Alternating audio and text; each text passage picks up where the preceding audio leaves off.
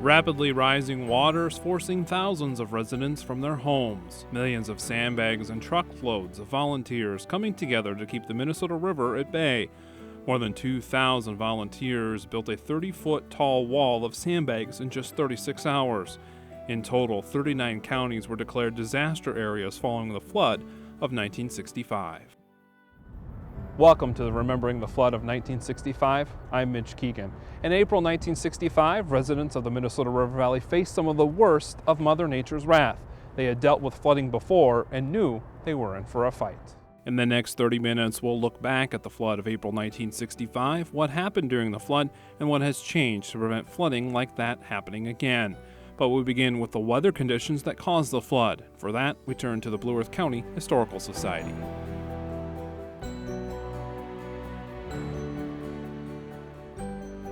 The winter of 1965 was a very snowy and cold winter. We think that some of our winters in the most recent past have been bad. This one was a really rough winter. Almost 60 inches of snow fell. Around St. Patrick's Day in 1965 was a major blizzard that dumped 9 inches of snow, which doesn't seem that bad, but the winds were almost 50 miles an hour, which caused drifts up to 10 to 25 feet deep.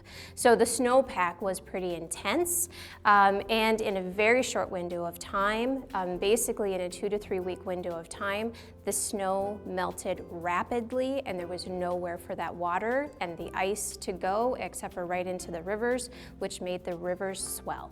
The rain at the beginning of April is really what kind of set everything off. So the snowpack was intense, but then the rain came, which typically we see in spring, but we see temperatures rise slowly with rain coming in and melting things in a slow pace. However, the rain was pretty heavy at times and there was a lot of it, which just meant that the snow was melting fast and there was just nowhere for anything to go. Because the rain came so quickly, the snow was thawing so fast, and the rivers again were frozen. So all of this was coming together, and the Minnesota River in particular was just miles and miles of huge ice chunks. Some of them 40 feet wide were coming down the Minnesota River. So when they would hit bridges that were lower, they would get stuck under the bridges, which would cause ice dams.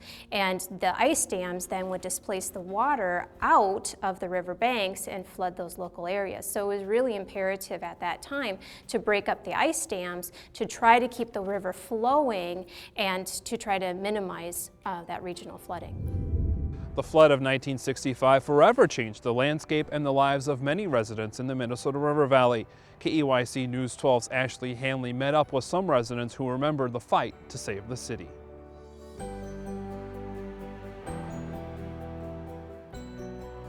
Today, the waters of the Minnesota River run calmly through the valley. But 50 years ago this week, the waters raged over the banks and into the city streets, causing massive devastation. And for the people who lived through it was a time they'll never forget. I couldn't believe it, to tell you the truth. Larry Cordum was 19 during the spring of 1965. It's one of those things where it isn't real till it happens. And all of the predictions about floods and everything else, I thought, well, it would kind of flood. I never really realized that you could have that much water, that you could fill all of this up. He was attending the vocational school that used to be behind what is now West High School. I never believed that there was enough water to fill that up. It would have covered all the cars down there, every one of them. The waters reached as high as the first floor of the school, which was then simply Mankato High School. Which seems strange because it sits somewhat on a hill.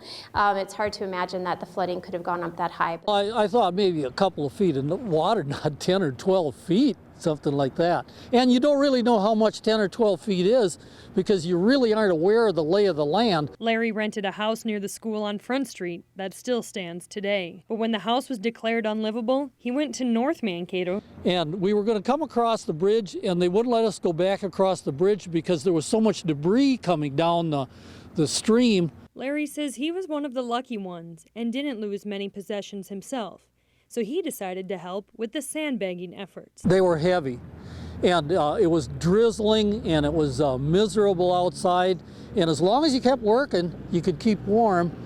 But we didn't have any rain clothing or anything like that, so We kept warm as long as we were going. A lot has changed in those 50 years, most notably the massive flood walls that stand close to the river, in order to help ensure that a flood like the one that happened in 1965 never happens again. You know, a lot of the colleges were closed, the schools were closed because students couldn't go to school. Let's talk a little bit about West High School, which at the time was Mankato High School. Right, the high school. And that was at least the second time there had been flooding there, because there's been flooding in the 50s and then now this. So this is kind of a unique situation, I would think. Right. So West High School, which was Mankato High School, the high school, was brand new in the 1950s, early 1950s, and it was built on the Indian Creek Slough. So when they built it on pylons rather than a traditional foundation that we would expect the building to be built on. But because they knew that they were on a slough area, it was actually built in preparation for any kind of flooding that would come. So when 65 and the water came up to the first floor of the building, the basement was completely flooded. When all the water receded, they didn't find a lot of structural damage, if any at all, because of those pylons, because that's the way that they built the structure. So it was an interesting way to build the building, but it also saved them in the end without having any major damage in 65. It took scores of volunteers to build sandbag walls to keep the river at bay in 1965. KEYC News 12's Ashley Hanley brings us their story. As the waters continued to rise, many people wondered what they could do to help. And so people came from all over the region to help with the sandbagging efforts, including right here at this very dike that separates the Minnesota River from Sibley Park. Everything was rushing, trees were going by, and just everything. It was really, really frightening. Hank Weber was a North Mankato firefighter in 1965. Scary.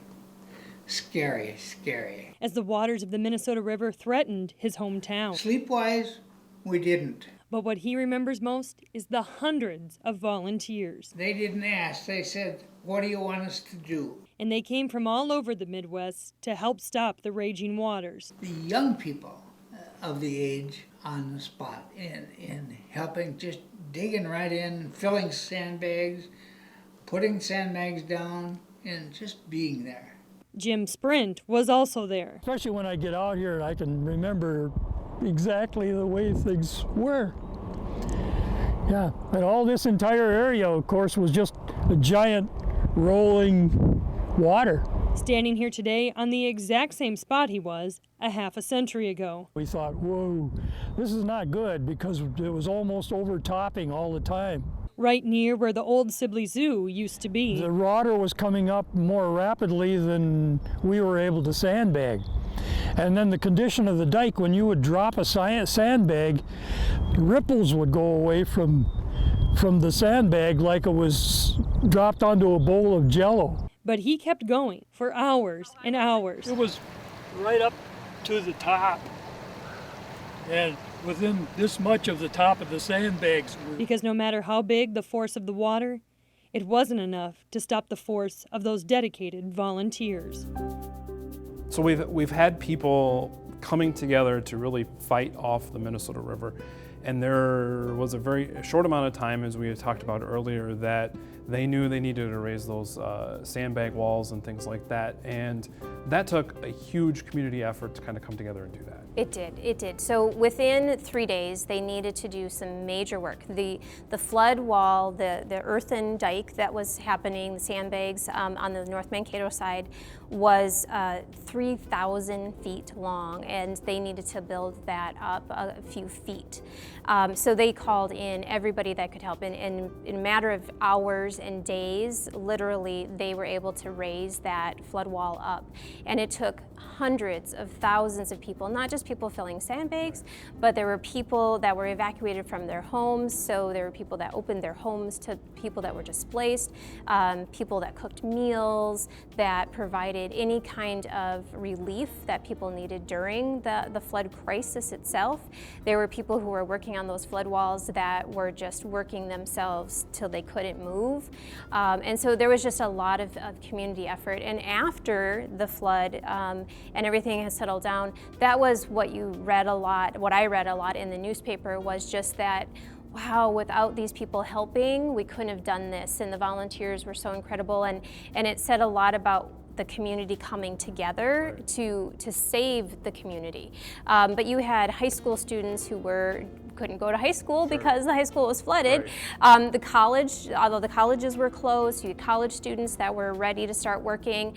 At MSU, they used their amateur radio and KMSU radio to be that communication back and forth between people throughout the community, so that there could be those lines of communication still open. So there was just a lot of community efforts that came together on so many different levels to just get it done.